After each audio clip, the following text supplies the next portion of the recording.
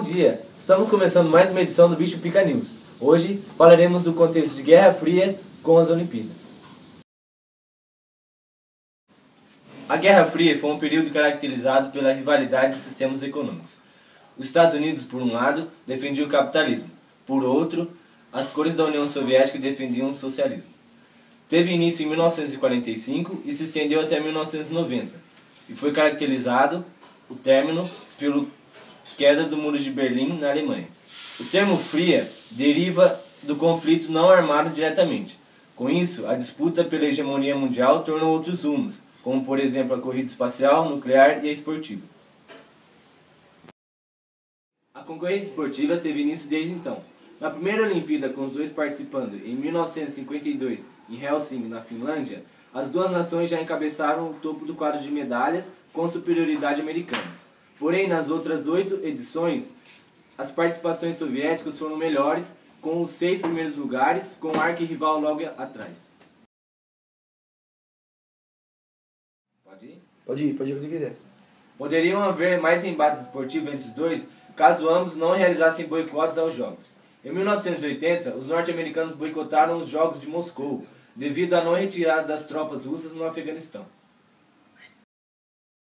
Com o ato, os soviéticos, que objetivavam a manutenção do regime comunista e garantir a paz no Oriente Médio, após invadirem o país em 79 para fortalecer os adeptos comunistas.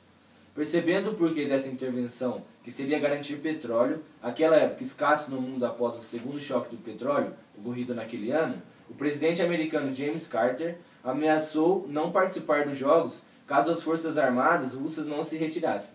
Dito e feito. Os soviéticos mantiveram sua posição e os norte-americanos se ausentaram dos Jogos Olímpicos.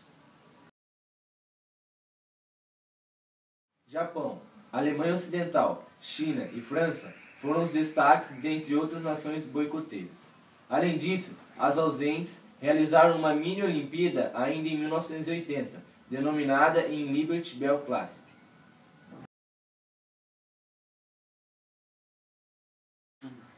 No encerramento, o ursinho Misha, mascote daqueles jogos, chorou simbolizando a tristeza dos soviéticos pelas ausências, que fizeram com que apenas 80 nações participassem daquelas Olimpíadas.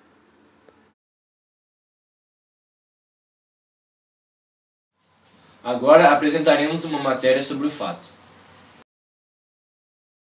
Hora de entrar no túnel do tempo. Exatos 34 anos, a divisão entre os blocos capitalista e socialista teve impacto direto na realização dos Jogos Olímpicos de Moscou em 1980. Grande parte do bloco capitalista, liderado pelos Estados Unidos, não compareceu aos Jogos, competindo apenas sob a bandeira olímpica.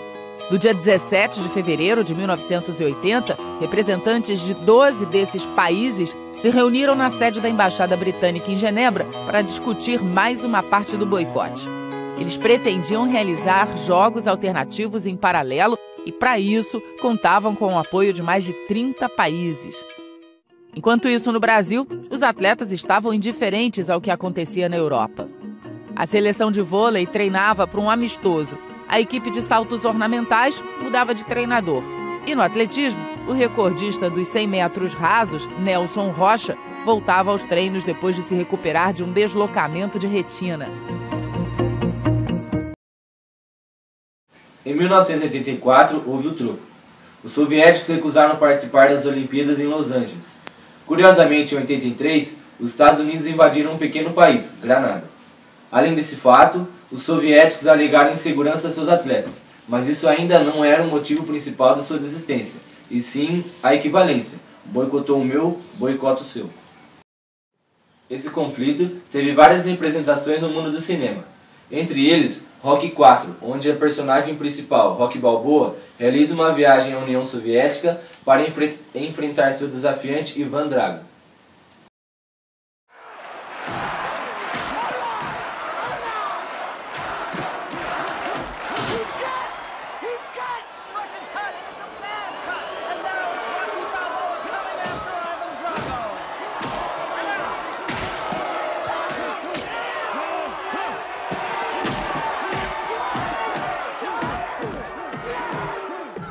Outro filme marcante é Forrest Gump, onde é retratada a importância do esporte. No trecho que será apresentado, o ator principal Tom Hanks disse que o futuro da nação estava em seus braços, assim como a paz mundial. To Vietnam, but instead they decided the best way for me to fight the communists was to play ping pong. So I was in the special services, traveling around the country, cheering up all them wounded veterans and showing them how to play ping pong. I was so good that some years later, the Army decided that I should be on the All-America ping pong team. We were the first Americans to visit the land of China in like a million years or something like that. Somebody said world peace was in our hands. But all I did was play ping pong. When I got home, I was a national celebrity, famouser even than Captain Kangaroo. Nesses 45 anos, o doping sempre esteve presente de maneira implícita. Vamos agora, diretamente para Los Angeles, para saber mais sobre o assunto. Tadeu, você me escuta? Estou ouvindo sim, Marcha Lenta. Boa noite. Estou aqui hoje com o Dr. Fernando Ribeiro. Continuando sobre o assunto de Olimpíadas na Guerra Fria, ele é especialista no assunto de doping e vai contar para nós um pouquinho sobre o que ele sabe. Bom, um dos primeiros anabolizantes criados foi o Dianabol.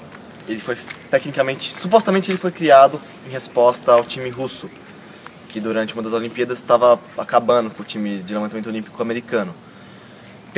Tem duas possibilidades para essa história. Uma é que o técnico russo, em uma bebedeira com o técnico americano, revelou que o time estava usando metiltestosterona, uma forma sintética de testosterona, que é o hormônio masculino. Em resposta disso, o médico da equipe americana foi e produziu a metandestreenolona, conhecida hoje como Dianabol. Outra possibilidade era que um dos atletas russos tinha ajudado o time americano a sintetizar tal substância. Basicamente isso. Pausa. Doutor, por que surgiu e qual a finalidade deste doping, sabendo que já existia outro? Bom, a metandienona, a metandestreenolona, como citei antes, ela é mais anabólica que a metiltestosterona, que era a substância existente anteriormente, e ela é menos androgênica. Então ela produz mais resultados de força, mais anabolismo, porém ela tem menos efeitos colaterais. Isso era o que o Dr. Ziegler, que era o médico da época da equipe de levantamento olímpico, buscava criando essa droga. Agradeço a sua participação, muito obrigado. Repórter Tadeu, direto de Los Angeles, voltando com você, Marcha Lenta. Ok, Tadeu, muito obrigado. E agora já vamos diretamente para Nova York com mais uma reportagem de Firmino Roberto. Bom dia, telespectadores do Chupica News. Bom dia, Márcio. Bom dia, Tadeu. Aqui quem fala é Firmino Roberto, direto de Nova York.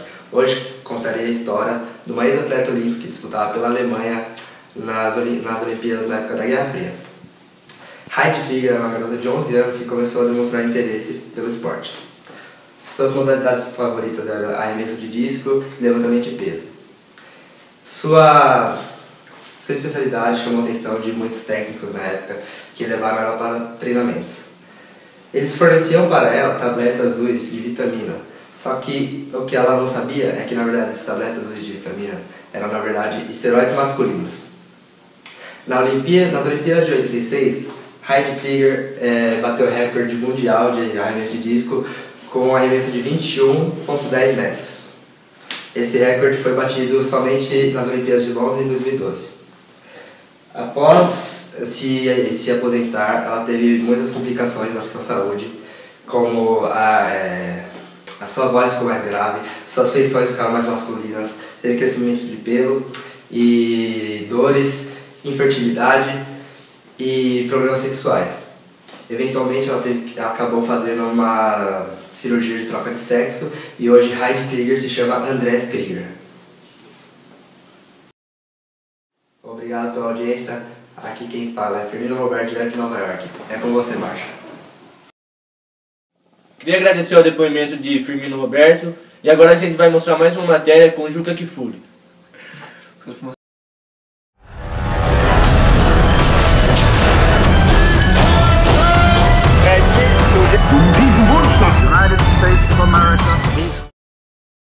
Primeira coisa que eu acho que precisa ficar claro é o seguinte: se há um discurso falso, demagógico, mentiroso, no mundo da cartolagem do esporte é que esporte e política não se misturam, tá? Se misturam sim, tudo se mistura com política, até o jeito de você tomar café da manhã se mistura com política.